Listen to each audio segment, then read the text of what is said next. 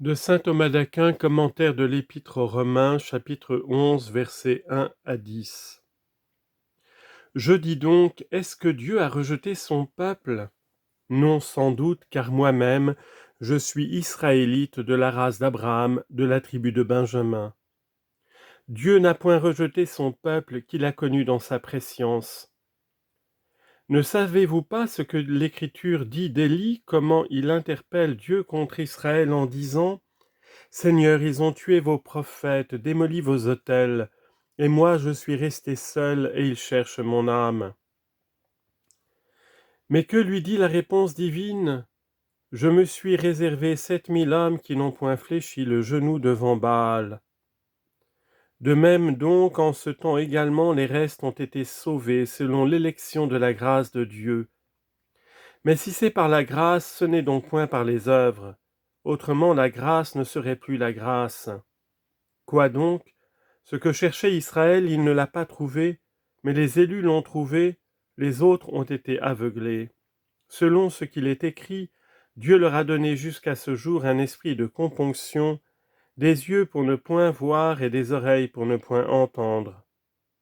David dit encore que leurs tables deviennent pour eux un piège, un lacet, un scandale et un châtiment, que leurs yeux s'obscurcissent pour qu'ils ne voient point, et courber leur dos pour toujours.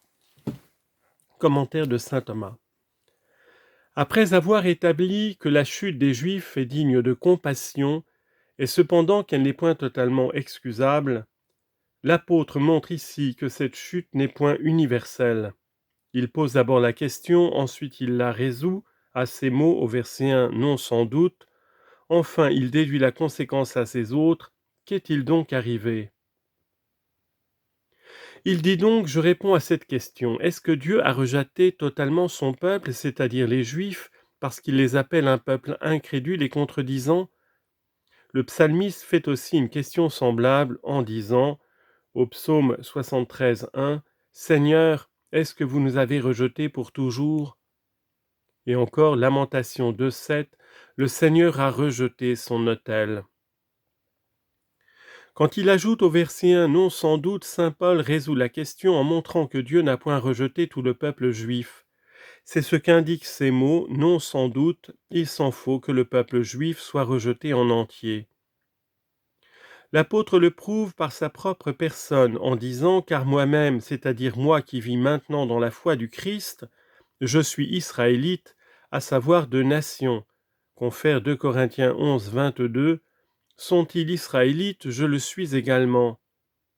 Mais comme dans le peuple d'Israël, il y avait quelques prosélytes qui ne descendaient pas des patriarches selon la chair, il montre en second lieu qu'on ne peut pas le ranger dans cette catégorie et ajoute au verset 1 de la race d'Abraham. Confère 2 Corinthiens 11:22, sont-ils fils de la race d'Abraham? J'en suis aussi. Or, dans le peuple juif, on distinguait les tribus par les noms des fils de Jacob. Les uns étaient enfants de servantes, les autres d'épouses légitimes. Joseph et Benjamin étaient fils de Rachel, l'épouse chérie. Aussi, en troisième lieu, montrant l'excellence de sa race dans le peuple juif, saint Paul ajoute de la tribu de Benjamin. Confère Philippiens 3:5, étant de la race d'Israël et de la tribu de Benjamin. C'est de là que quelques interprètes ont appliqué au grand apôtre ce qu'on lit au chapitre 49, verset 27 de la Genèse. Benjamin est un loup ravissant, le matin il dévorera sa proie et le soir il partagera les dépouilles. Ensuite il prouve à ces mots au verset 2, Dieu n'a point rejeté son peuple, que le peuple juif n'a point été rejeté par Dieu, par cela même qu'un grand nombre d'élus ont été pris en son sein. D'abord il propose ce qu'il veut établir, ensuite il emploie une comparaison à ces mots, ne savez-vous pas? Enfin, il en fait l'application à ces autres au verset 5, de même donc en ce temps aussi. Il dit, non seulement moi-même je n'ai point été rejeté, mais Dieu n'a point non plus rejeté son peuple qu'il a tout entier connu dans sa prescience, c'est-à-dire qu'il a prédestiné. Confère Romains 8:29, ceux qu'il a connus dans sa prescience, il les a prédestinés. Confère Psaume 93, 14, Dieu ne rejettera point son peuple. L'apôtre parle ici des prédestinés. Lorsqu'il dit « Ne savez-vous pas » au verset 2, il emploie une similitude tirée de ce qui arriva au temps d'Élie, alors que tout le peuple paraissait aussi s'être écarté du culte du Dieu unique. D'abord, il rappelle l'interpellation du prophète Élie, ensuite la réponse du Seigneur à ces mots au verset 4, mais que lui dit la réponse divine ? Il dit donc d'abord « Ne savez-vous pas » ce que dit l'écriture d'Élie, c'est-à-dire sur Élie, confère 3 Rois 19, 10, ou en Élie, c'est-à-dire dans le livre écrit par Élie, car tout le livre des rois est écrit principalement pour faire connaître les paroles et les actions des prophètes. C'est d'ailleurs pour cette raison qu'on le compte parmi les livres prophétiques, comme le remarque saint Jérôme dans le prologue du livre des rois. Ne savez-vous pas, dis-je, comment Élie interpelle Dieu contre Israël ? Cette interpellation d'Élie paraît opposée à ce mot de Samuel, 1 Roi 12, 23, « Dieu me garde de ce péché de cesser jamais de prier Dieu pour vous. » À plus forte raison donc ne doit-on pas demander justice contre ce peuple. Il faut dire que les prophètes supplient contre le peuple de 3 manières. Premièrement, en conformant leur volonté à la volonté divine qui leur est révélée. Confère Psaume 17, verset 10, « Le juste se réjouira quand il verra la vengeance. » Secondement, en interpellant contre le règne du péché afin d'obtenir la destruction non des hommes mais du péché.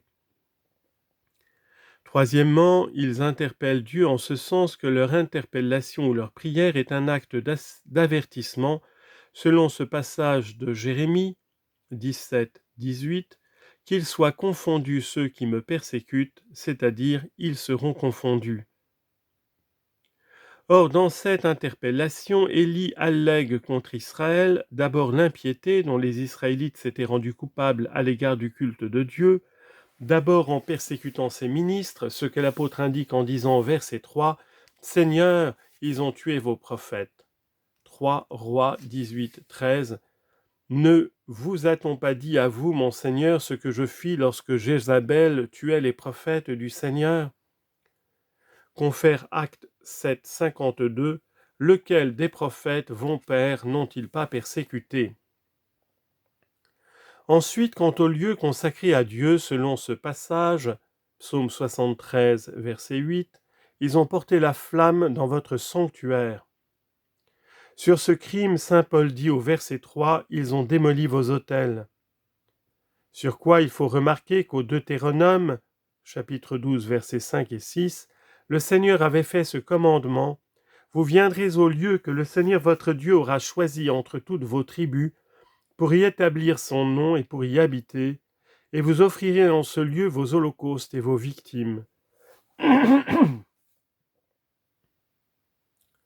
Cependant, avant la construction du temple, il était permis au peuple de construire des autels en divers lieux pour le culte divin. Et comme la loi l'interdisait depuis que le temple était terminé, Ézéchias, prince très religieux, fit détruire tous les autels qu'on avait élevés ainsi. On lit en effet au 4e livre des rois, 18-22, « N'est-ce pas ce Dieu dont Ézéchias a détruit les autels et les hauts lieux, ayant fait ce commandement à Juda et à Jérusalem, vous n'adorerez plus que dans Jérusalem ?»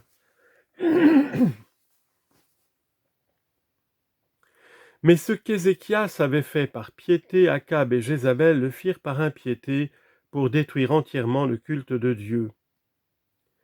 Il allègue contre eux l'impiété dont ils voulaient se rendre coupables à l'égard du culte du vrai Dieu en disant, au verset 3, « Je suis resté seul, à savoir seul attaché au culte d'un vrai Dieu. » Élie parlait ainsi parce que les autres Juifs ne montraient pas assez ouvertement qu'ils étaient les serviteurs de Dieu.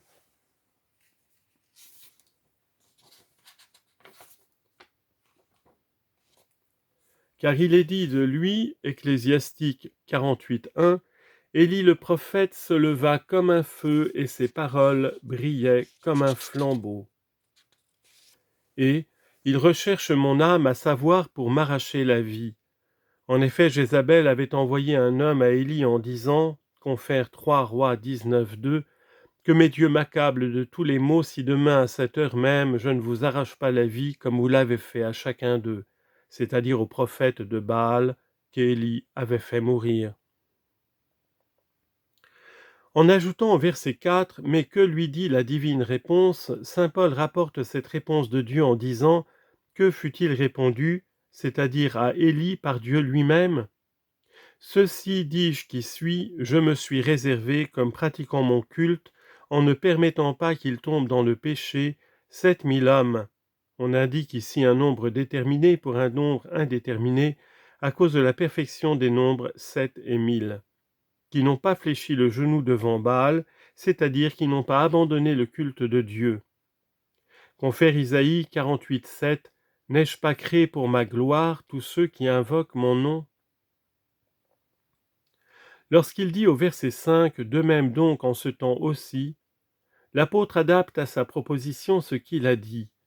D'abord, il fait ressortir le point de similitude en disant au verset 5, « De même dans ce temps aussi, où la multitude du peuple paraît s'être écartée de Dieu, des restes, c'est-à-dire un grand nombre qui sont restés au milieu de cette ruine, seront sauvés, ou se seront sauvés par l'élection de la grâce de Dieu, c'est-à-dire par la gratuite élection de Dieu. » Confère Jean 14:16, « Vous ne m'avez pas choisi, c'est moi qui vous ai choisi. » Il déduit ensuite de ce qui précède une conclusion en disant au verset 6, « Mais si c'est par grâce qu'ils ont été sauvés, ce n'est donc point par les œuvres, c'est-à-dire par leurs œuvres propres. » Confère Tite 3:5, « Il nous a sauvés non à cause des œuvres de justice que nous avons faites, mais par sa miséricorde. » Il montre que la conclusion se déduit des prémices en disant au verset 6 autrement, c'est-à-dire si la grâce vient des œuvres.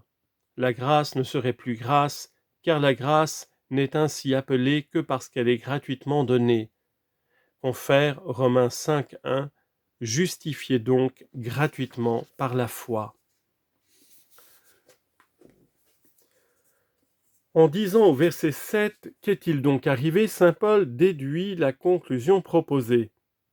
Il l'énonce d'abord en disant, « Que dirons-nous donc, d'après les prémices ?»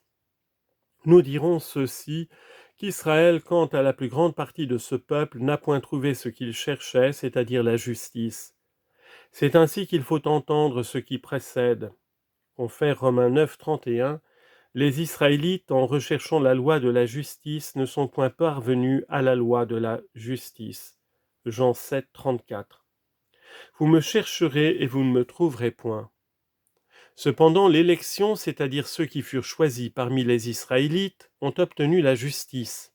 Confère Éphésiens 1:4, « Il nous a élus en lui avant la création du monde, afin que par la charité nous fussions saints. » Mais les autres, c'est-à-dire l'autre partie du peuple, ont été frappés d'aveuglement à cause de leur malice. Confère Sagesse 2:21, « Leur malice les a aveuglés. » À ces mots, au verset 8, selon qu'il est écrit, l'apôtre développe sa conclusion quant à sa dernière partie. D'abord par l'autorité d'Isaïe, ensuite par l'autorité de David à ces mots, David dit encore d'eux. Sur la première de ces autorités, il faut remarquer que l'apôtre compose sa citation avec deux passages. On lit en effet au chapitre 29, verset 10 d'Isaïe, « Il a répandu sur vous un esprit d'assoupissement. » Quant à ce point, saint Paul dit « Dieu leur a donné un esprit de componction, ce qui indique la perversité de l'affection, car la componction suppose un déchirement, une douleur de cœur. » Il y a, il est vrai, une bonne componction, celle par laquelle on a douleur de ses propres fautes, selon ce passage du psaume 59, verset 5, « Vous nous avez abreuvés du vin de componction. » Mais il y a aussi une mauvaise componction par laquelle on a douleur du bien des autres.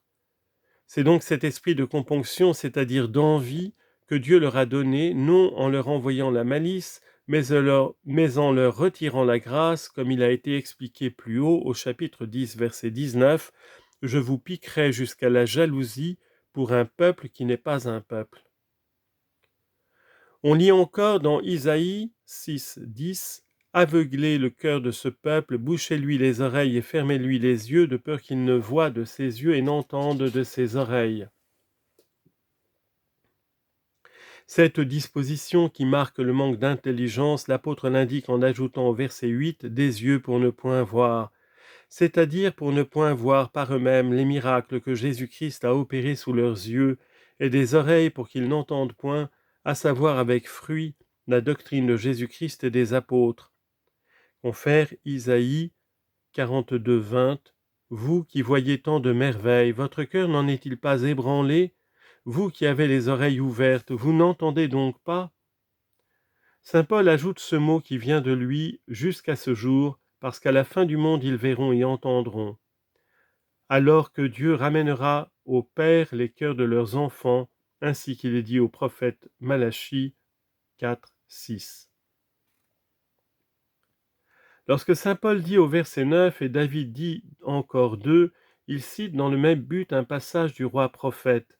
Et d'abord il indique la cause de la chute des Juifs en disant au verset 9 que leur table, c'est-à-dire la malice qui rassasie le pécheur, soit pour eux un piège. Confère Job 20, 12, le mal a été un fruit doux à sa bouche et il le cachera sous sa langue. Or cette table est devant eux quand ils pêchent avec une malice réfléchie, et elle devient un piège en l'employant pour en faire une amorce au péché. Confère Isaïe 24, 18, « Celui qui se sera sauvé de la fausse sera pris au piège. » Et un lacet en succombant à la délectation par le consentement. Confère Isaïe 8, 15, « Ils s'embarrasseront et resteront captifs. » Et un scandale, c'est-à-dire un pacte avec le péché en roulant de chute en chute.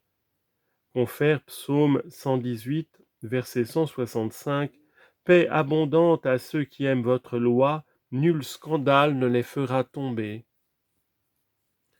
Enfin, une rétribution pour eux, à savoir lorsqu'ils sont punis pour leurs péchés, ou encore parce qu'en rétribution de leurs péchés, Dieu a permis qu'ils fissent ces chutes. Confère Psaume 93, verset 2, « Rendez aux superbes ce qui leur est dû. »